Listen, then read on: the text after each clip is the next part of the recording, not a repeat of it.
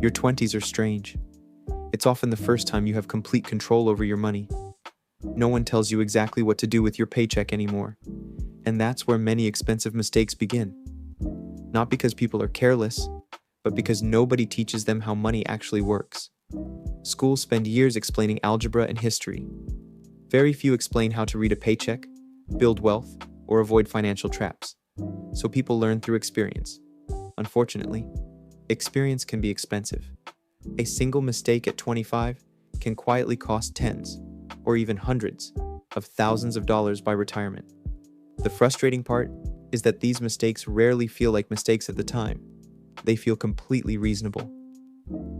I'll start investing once I earn more.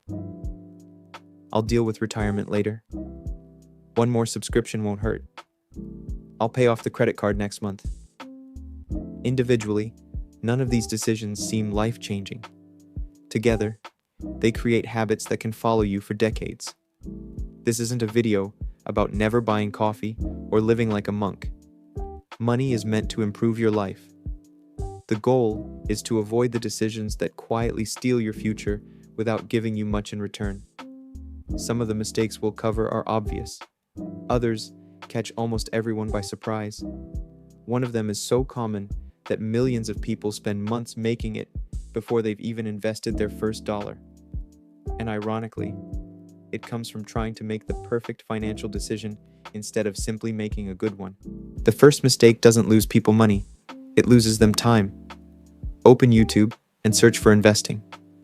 Within minutes, you'll find videos claiming one stock will double. Another says to buy only real estate.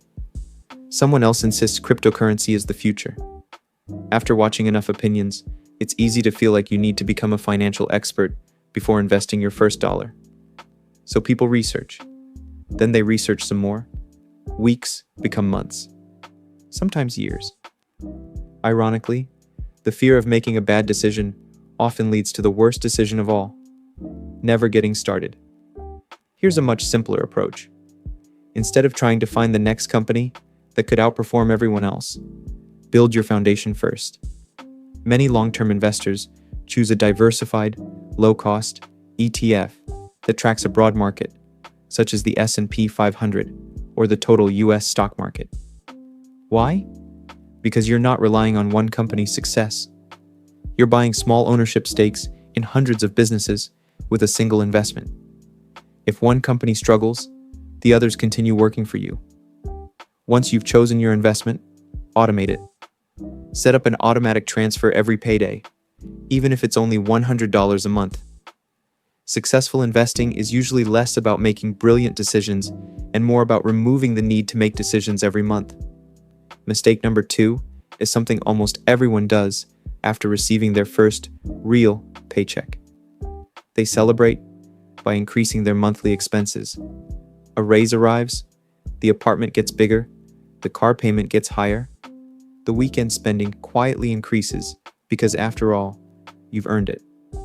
This is called lifestyle inflation, and it's one of the biggest reasons people earning $100,000 can feel just as financially stressed as someone earning half that amount. Here's a rule that can completely change your finances.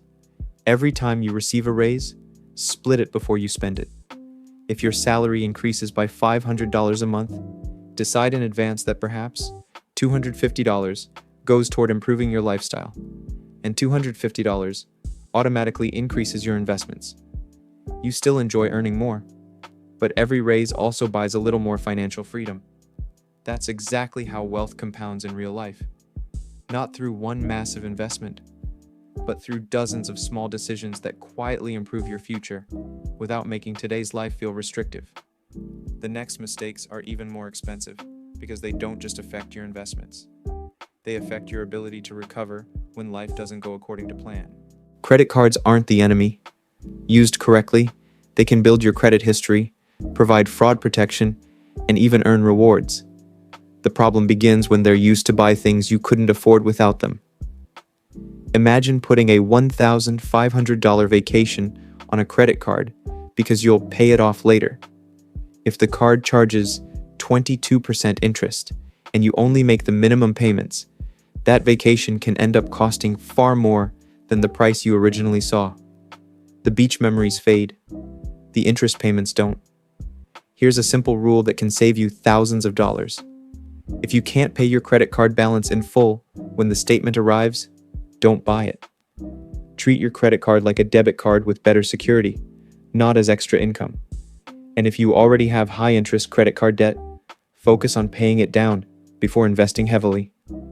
Very few investments can reliably outperform the interest you're paying on that debt. Now let's talk about a mistake that's much quieter, but just as expensive: keeping all of your money in one account. For many people, every dollar goes into a checking account. Their emergency savings, their vacation fund, their rent money, their investment money. Everything sits together. The result? It's almost impossible to know how much you can actually spend. Instead, give every dollar a job. Your checking account should be for bills and everyday spending.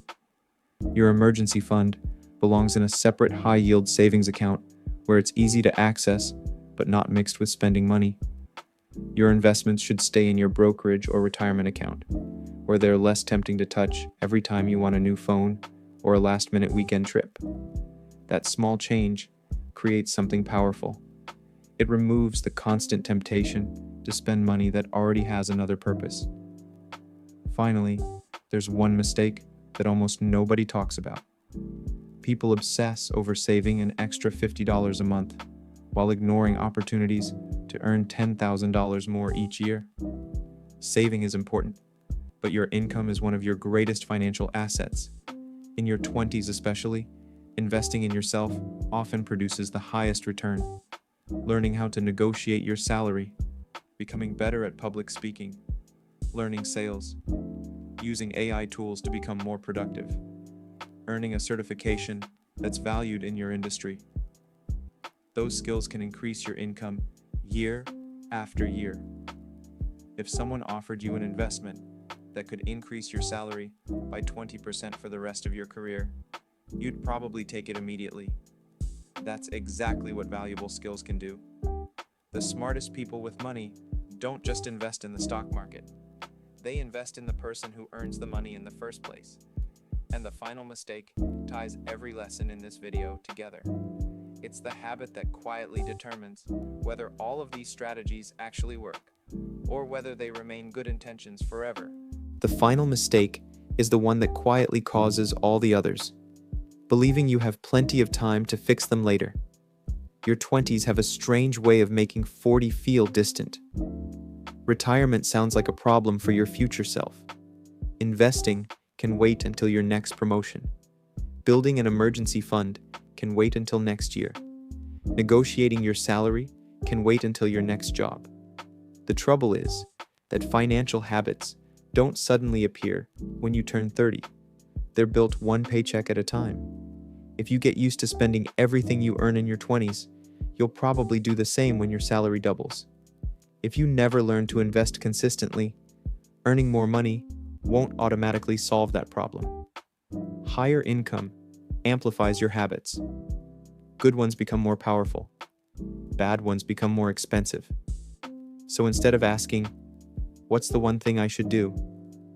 build a simple financial system that runs every month without requiring constant willpower. Here's an example. When your paycheck arrives, pay your essential bills. Transfer money to your emergency fund until it covers 3 to 6 months of essential expenses. Automatically invest a fixed percentage of your income into a diversified, low-cost index fund, or ETF, if you're investing for the long term. Use whatever remains for discretionary spending without feeling guilty, because the important goals have already been taken care of. This approach is often called paying yourself first, and it removes one of the biggest problems people face. They no longer invest what's left over. They spend what's left over. There's a huge difference.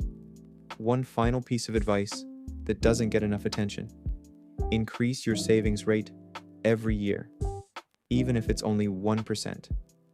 Let's say you currently invest 10% of your income. Next year, increase it to 11%. The year after, 12%.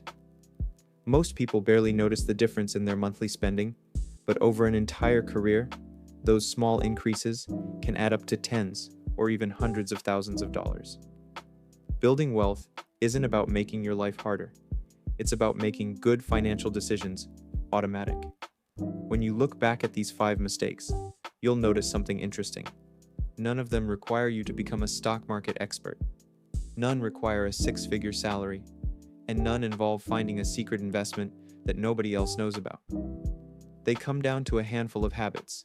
Start before you feel ready. Avoid high-interest debt. Give every dollar a purpose. Invest in your own earning potential. Build a system that works, even when motivation disappears. If you can do those things consistently throughout your 20s, you'll give yourself an advantage that many people spend decades trying to recover. Because your 20s aren't valuable simply because you're young. They're valuable because every smart financial decision has more years to grow. And that's the part most people only realize when they're looking back instead of looking ahead.